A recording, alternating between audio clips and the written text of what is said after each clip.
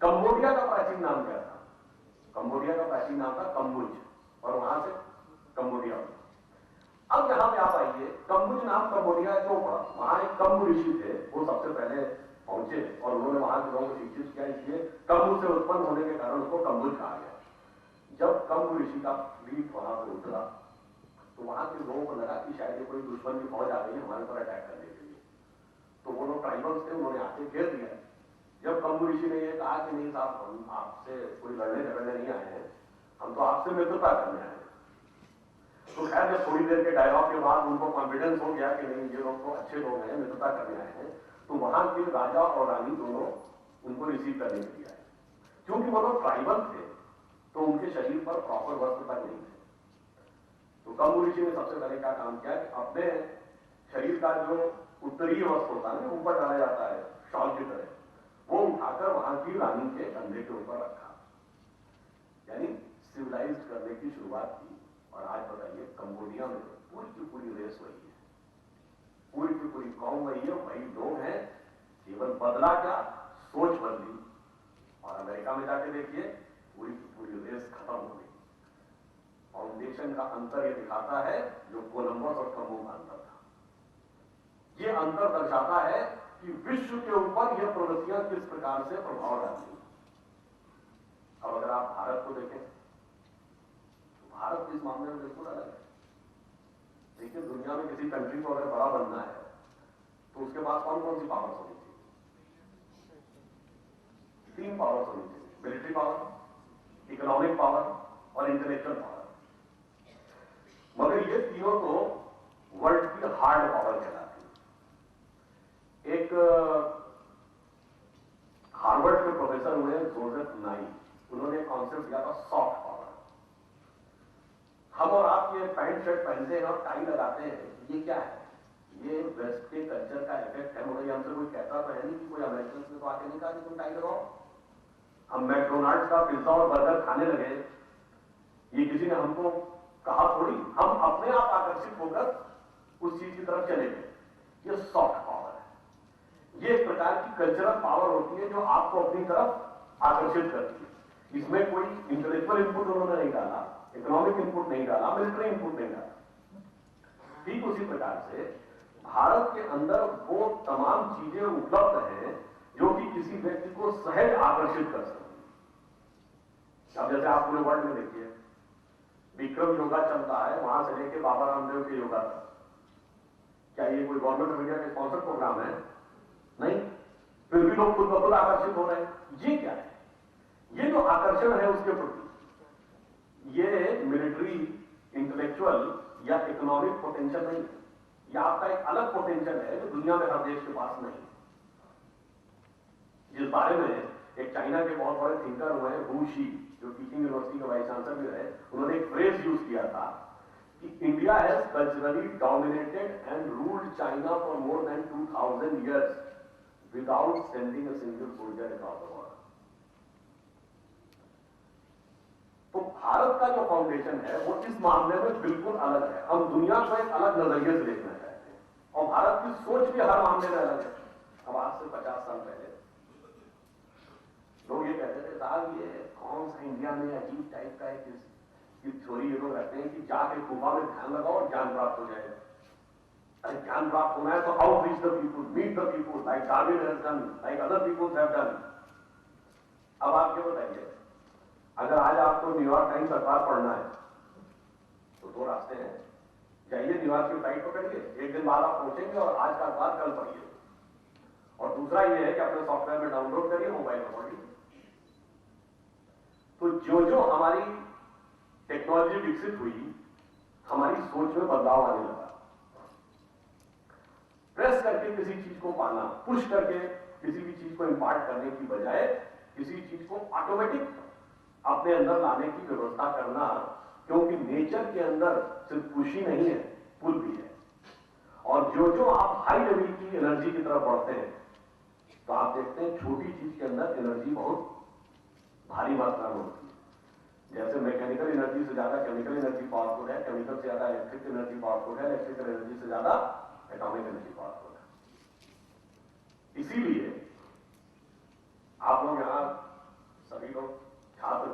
शिक्षक भी हैं, गुरु भी हैं।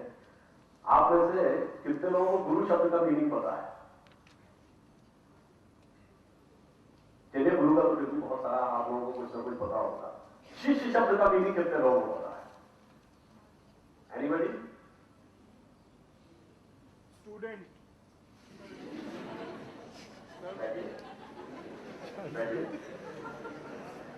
देखिए, शिष्य शब्द स्टूडेंट के अर्थ में प्रयोग होता, but what is the literal meaning of the word शिष्य, यहीं से आपको पूरा कॉन्सेप्ट समझना है।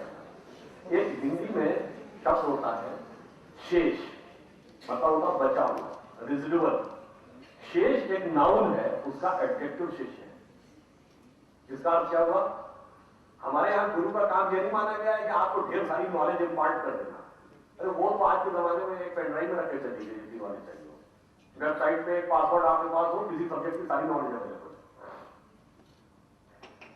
गुरु का काम क्या होता था? टीचर के बच्चे के अंदर से जितना भी माना जाता है कि एब्सोल्यूट नॉलेज हमारे अंदर है, केवल उसके ऊपर जो माया का आवरण है उसको हटा दिया, जितनी भी इंप्योरिटीज थी उनको निकाल दिया, जो शेष बचा वो शिष्य था।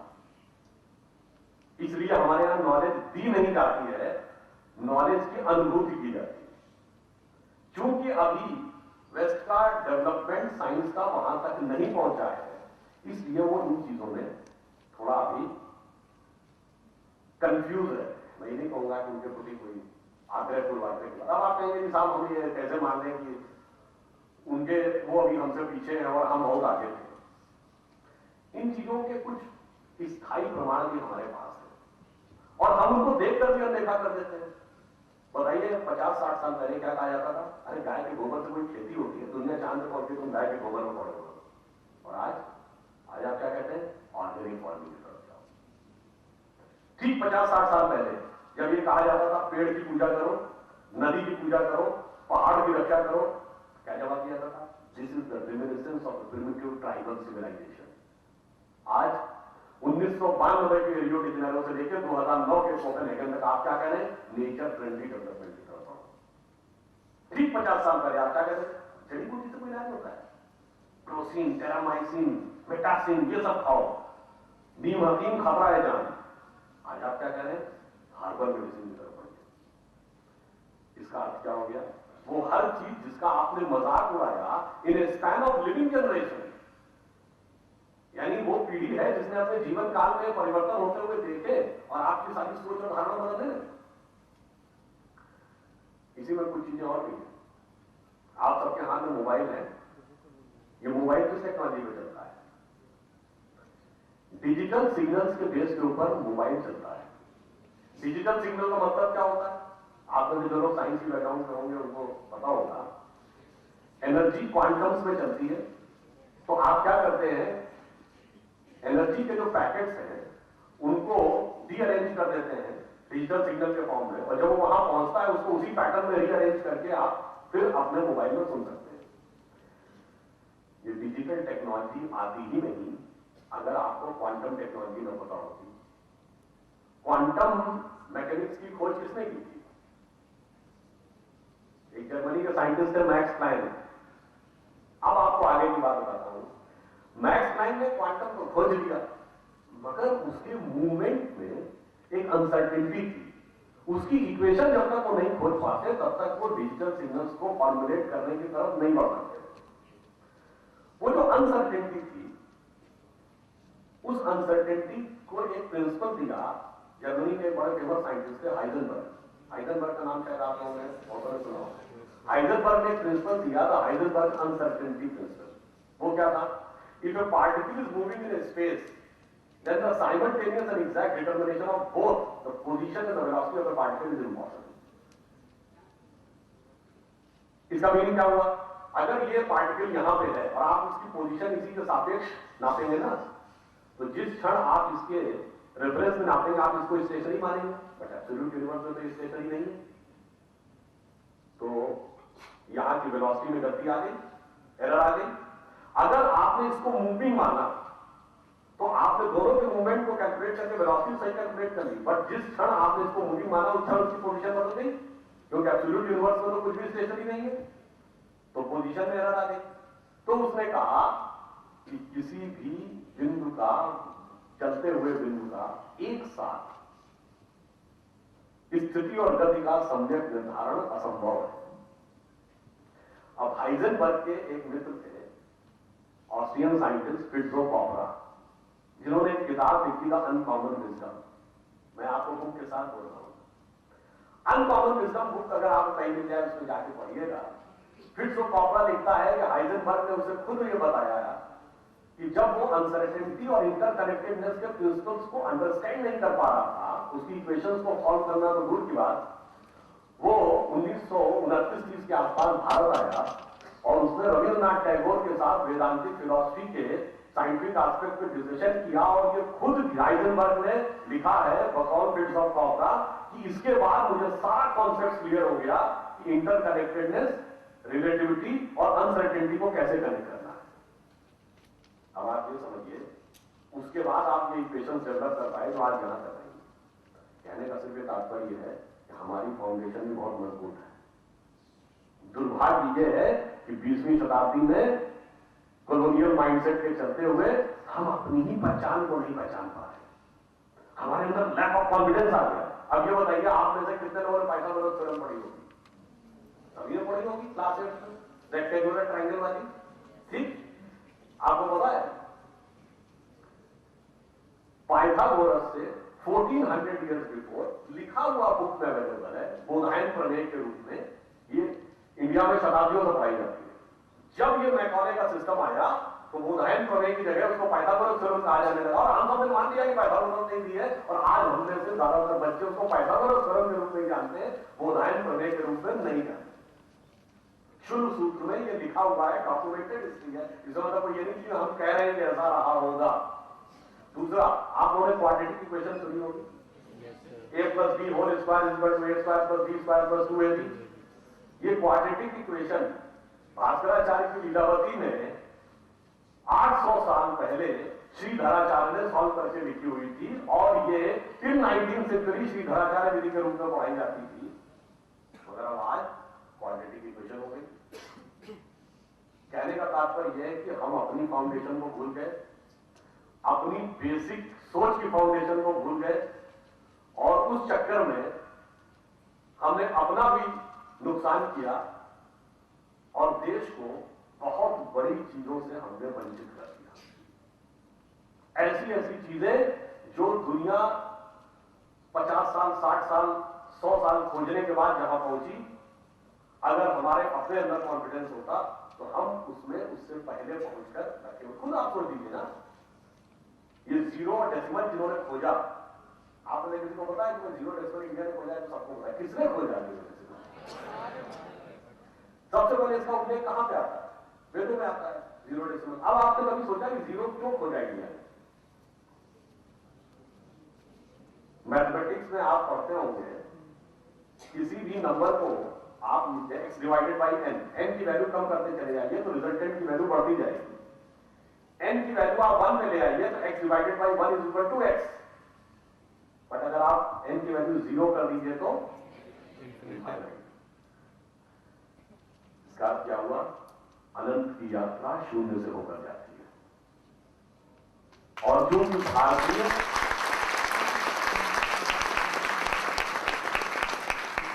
क्योंकि भारत का लक्ष्य अनंत प्राप्त करना था, छोटा मोटा टारगेट नहीं था कि हमें वर्ल्ड की सुपर पावर बन जाना है, इकोनॉमिक पावर बने। इकोनॉमिक पावर तो जापान भी बन गया, वर्ल्ड का लीडर बना। क्या हमें अनंत की यात्रा करनी थी, इसलिए हमने शून्य को जाना। इसीलिए भारत का लक्ष्य क्या है? विश्व का जगत गुरु बनना, वर्ल्ड का दादा बनना नहीं। जब आप दादा बनते हैं तो बगल में खड़ा हुआ आदमी दादा के बगल में खड़ा होकर दबा हुआ महसूस करता है, और जब आप अपने गुरु के बगल में खड़े होते हैं तो अपने को उठा हुआ और आनंदित महसूस करते हैं। ये हमारी बेसिक अप्रोच में अंतर है। इसलिए मैं अंत में सिर्फ ये कहना चाहूंगा, दो बातें। एक, अपने अंदर कॉन्फिडेंस लाइए, अपना बेसिक फाउंडेशन समझिए, और यह विश्वास रखिए कि 21st सेंचुरी इंडिया की सेंचुरी है। एक वाक्य में ध्यान रखिए कि गौरवशाली था भूत, भविष्य भी महान है। अगर संभाले आप उसे जो वर्तमान है। और अंत में बात मैं ये कहूंगा, भाई ये लखनऊ शहर है, आप सब लोग भिन्न भिन्न शहरों से, जगहों से आते हैं, एक दूसरे के साथ यहाँ कुछ वर्ष रहते हैं, फिर चले जाते हैं। जीवन में जो सोचा, जो सीखा, जो पाया और जो दोस्ती और मित्रता है, उसको जीवन में हमेशा साथ रखिए। उन सीखों को, उस दोस्ती को, क्योंकि ये लखनऊ शहर ऐसा है जिसके बारे में कहा जाता है, बहुत 50-55 साल पुराना फिल्मी गाना था, उसका लास्ट स्टेंजा इस लखनऊ शहर की दोस्ती के लिए बड़ा फिट बैठता है। वो गाना था लखनऊ की सरजमी, आप लोगों ने बहुत सुना होगा। उसकी लास्ट की 2 लाइन जीवन में याद रखिए जब लखनऊ से कहिएगा कि जहां के दोस्त बावफा, मोहब्बतों से आशना, किसी के हो गए अगर रहे उसी के उम्र भर, निभाई अपनी आन भी, बढ़ाई दिल की शान भी, है ऐसे मेहरबान भी, कहो तो दे दे जान भी, जो दोस्ती का हो यकीन, ये लखनऊ की सरजमी।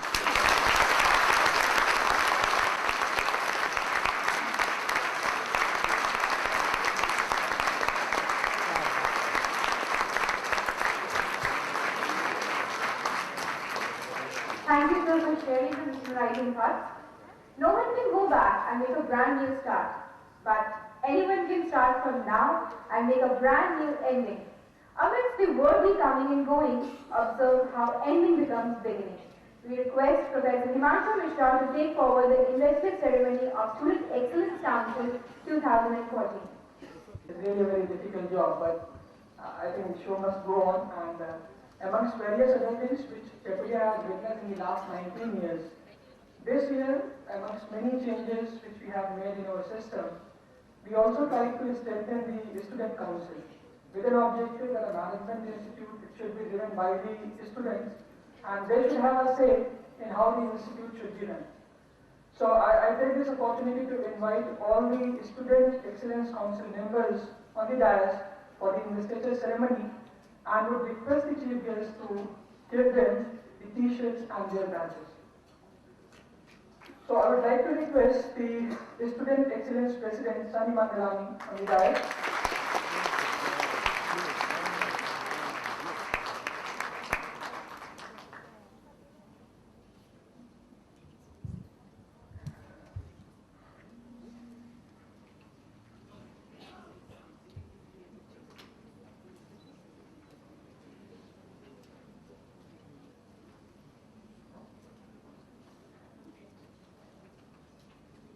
The Vice President of the Council, Arpit Vaishnavi.